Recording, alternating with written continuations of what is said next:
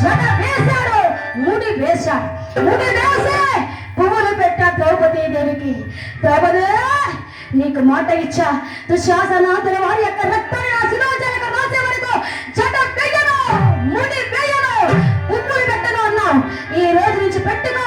ముత్తదిగా ఉండి కూడా నీవు, భరత స్త్రీగా ఉండి కూడా నీవు జడ వేయకుండా ఎరవేసుకుని తిరిగావు. మాతో పాటి అరణ్యవాసం చేశావు, అజ్ఞాతవాసం చేశావు, అష్ట కష్టాలు పడ్డావు మా పాండవుల కోసం. నీవు ఈనాడు నీకు సంతోషం.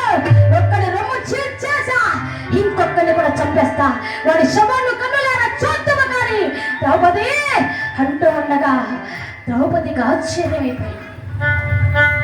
ఈయన నా భర్తేనా? నా భర్తే